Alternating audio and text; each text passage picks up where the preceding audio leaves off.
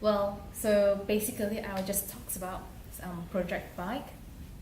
So bike, when it talks about bike, and it makes me to think about something that with two wheels, which is called bicycle. And then second is be inspired, keep empowering, which is something that I wanted to do in my life. So I wanted to inspire more people, and I want to empowering more young people especially to know about sustainable development goals and also to find their passion in their life. So basically I would like to introduce about Project B.I.K.E, which is it is a project to raise funds for the Marawi Community from the Philippines that erupted by the military and the local terrorist group on the 23rd of May. And then this plan is to have the leader, which is me, to cycle from London to Edinburgh and also deliver 50 speeches in a year and also to help 20 children with education specifically and also to raise funds for the Marawi as well. So hi, my name is Yvonne, so I'm 22 and Malaysian. I have mild ADHD, which I'm very proud of, and I'm the regional director for ASEAN Youth Leaders Association. So as you can see from this picture, the young kids, they are very, very happy. And of course, this place is rich of beautiful landscapes and nature. Wow, they have a very beautiful city. That's called the Philippines, which where my heart belongs to. Philippines is a place where I would say I start from zero to become a hero. Why am I saying zero? Because I was a student with nothing and I wasn't sure, or I was really unsure about my life or what I want to be, and also about discovering so-called career. I'm not sure whether it's a career, but I would say that's a passion in my life. So I was really lucky.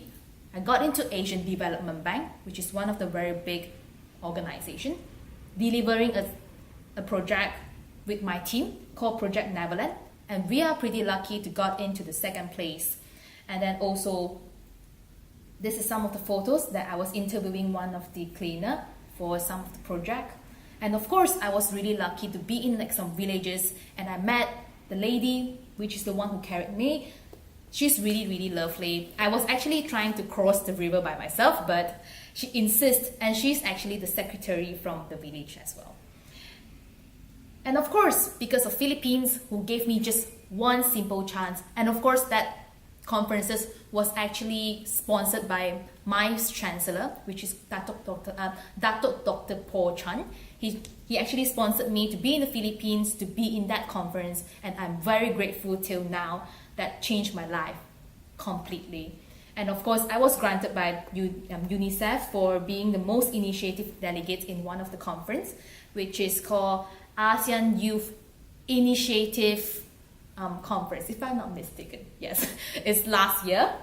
And of course, I also really lucky to meet like people like like Tony Fernandez, the CEO of AirAsia. And I also got the chance to be in House of Commons to meet different kind of people, like-minded people, to talk about sustainable development goal and also like women empowerment. And this is one of the recent photo when I was in Japan last May, and as a representative of ILA partnership with Plant International, and this lady is from Plant International UK. She's the CEO of it. And also from one of the CEO from Plant International Japan. And I also facilitate several sessions in the United Nations Bangkok with one of the conferences named Asia Pacific Youth Exchange. And also been to India for some conferences. And I was also on the news in China. And then also like some other news, and also in Indonesia and other places as well. So this is the map that shows that I've been to several countries in a year time to spread and to talk about sustainable development goal, because that's really an important thing that everyone should know, especially young people. So on 23rd of May, which is a day after Manchester attack, which is really, really a sad tragedy, that day, and I saw this. And all of this is in the Philippines. It happens in the beautiful land that I cares about. At that moment, I have two friends of mine who live in that community called Marawi. He told me that the situation in Marawi is really, really, really bad. But nobody concerns about it. Maybe there are some, but I would say it's not much as compared with the Manchester attack. So what breaks my heart was everyone's concerns about just one, but they also forgot about some other places like Iran also having the same situation on the same day. So I wanted to tell the people that we should also spread love, not only because you as same nation or you are just from one particular country, but we should also spread love throughout the world. So that's why being a Malaysian who lives in the UK, but I still care about what's happening around me, which is the Philippines, and of course in Iran too. So I had the thought, honestly, I must exert myself in order to return as much as I have received. I honor and I know how much I have received from the Philippines, and I know that I have to return someday. So I told myself, why not now? Being a Malaysian in the UK, in the Philippines, I told myself, let's do something. And I was thinking what things that I should do. Why not carry out a charity campaign? There goes the bike. And I was like, oh yeah, cycle around the UK. It may sound fun because for me, a person who has no idea about cycling, and I have zero, not really zero, but maybe 10 or 20% of experience with cycling, because I don't like to cycle, as I have a bad memories when I was cycling. I fall off from bike and all. So I told myself, okay, let's challenge this. Maybe in the daytime, I expect myself to just pedal 18 to 20 miles, because I had no idea on adjusting the gears, and I can't really balance out well and all. With 60 liters gears back, like at the back of my bicycle, that was really heavy. But actually, on the first day, I did 50 miles, which I never expect that. And normally, I can do is like 38 miles, but the minimum average is like 28 miles. So the longest would be 52 miles. Besides of cycling, being a SDG activist, I also concerned about sustainable development goals. And I slowly realized that SDG are not well known across the UK. And also being an SDG activist, I shouldn't only care about what's happening or what I've been carried before, and also that I have to utilize what I have at the moment, which is in the UK, and doing something similar that I did, which is talk to the young kids or talk to anyone who cares about our future. Everyone cares. So I decided to talk about SDG. Well, it was really tough because going to the schools and to give speeches is not an easy procedure. So how many calls I made in a day? 20, 30, 50. And I got more than 100 rejections. It was really depressing at the beginning, but slowly when the teachers started to revert back to me, says that, oh, it would be really nice, and I started to build up. And especially when I successfully delivered a speech from the face of the kids, and I realized that I'm doing something right. So how about the funding? All the funding that we have collected are not through me. They are doing all online basis.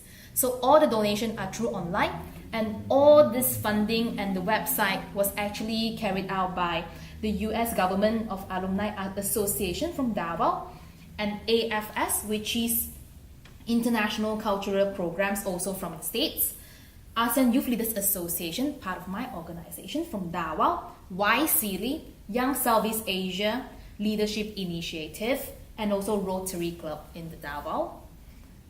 So what are the outcome of this? What's the outcome? So cycling.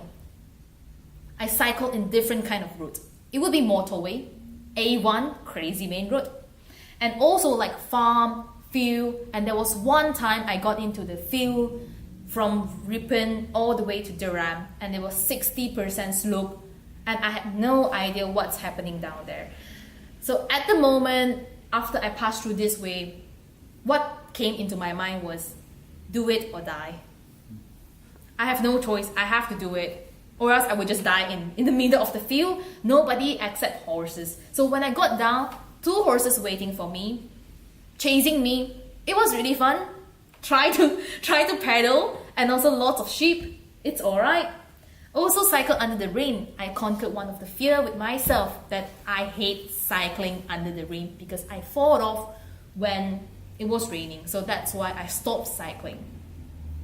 And of course, I also passed through like park, and I met different kind of people. Like this is from Badlington, and it was really lovely to meet them too.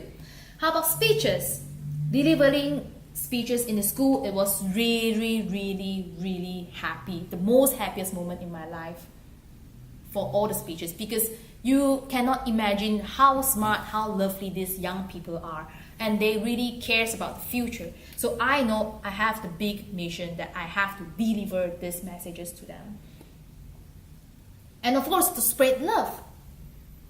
This is James and Aileen. On the first day when I met them in Cambridge, I was very depressing because from cycling London to Cambridge, and I stopped in Southern Warden, and I was really expleted, and that's why I set up my tent in Southern Warden, which is 10 miles away from Cambridge. And it was 10 p.m. and started there's like cars passed to my tent, and they stopped, and they did nothing, and I was waiting in my tent, and it was actually not.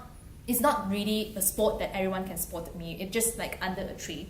So I was there, I just stayed in my tent and was like, oh shit, what's happening? And then it's like, because it's the first camping experience that I had in my life. I never camped in my life. So that was my first time. And my parents was actually really mad about it because they didn't expect that their kids going to be tent and having a campsite. I mean, not in a campsite, it's like camping in some other places. And then there was somebody at the time of 12 a.m. threw the water bottle and also the traffic cone to my tent when I was asleep, and I was like totally freaked out. And yeah, it was really sad, and it was really shocked me. And luckily my friends gave me a ring that time, so my phone rang, and that's like the voice. So they thought it's alarm, and they just ran off, and then I can hear like they are laughing, and then I was really sad. But I tried to peek what's happening, and I realized that that's all clear. I quickly packed everything, and it was dark and dim. I just paddled all the way to Cambridge. That was my first day. Horrible. And I met them. They're really nice, and they look after me. This is also the lady that I met on the first day, and she gave me a place to clean myself up. And of course, I also met different kind of people in the campsite. This is the boss of the campsite in Fiskerton. His name is called Les. And he's really nice that he also tried to look after me. He talks to my so-called English parents. I also met English parents throughout the journey. And of course, I also met really nice people because I was cycling all the way through the muddy area, the muddy road, and it was like full of mud, and it's really completely dirty. So I met him because my tire punctured. I met him in Cramlington, and he and his family cleaned my bike up, which is really nice. Right, so it's more like what's happening throughout this bike ride, and a deep reflection of this campaign is, I know I'm doing something right. I'm not wasting my time, first of all. And second is, the world is still beautiful. Because I remember at the very beginning, when I was carrying out this charity bike ride, everybody told me that, Yvonne, stop this. Don't do it. The world is really dangerous. And then slowly, I still keep the faith in myself, and I told that, nah, I'm still gonna do this. I'm gonna carry out this one. And I continue cycling, and I'm not listening to anybody, but listen to the voice of myself. So the lesson that I learned is, listen to your voice, just continue doing it, and then I made it. And then the third thing is, invest in young children. The young kids, the young teenagers, they are the future. Because they are the one who decide what's going to happen in the future. And I really believe that that's the most important thing at all. And of course, we have to focus on sustainable development goal. That's the most important thing. Climate change is real. Climate change is real. Education is strongly needed, every single one, if that's a possibility.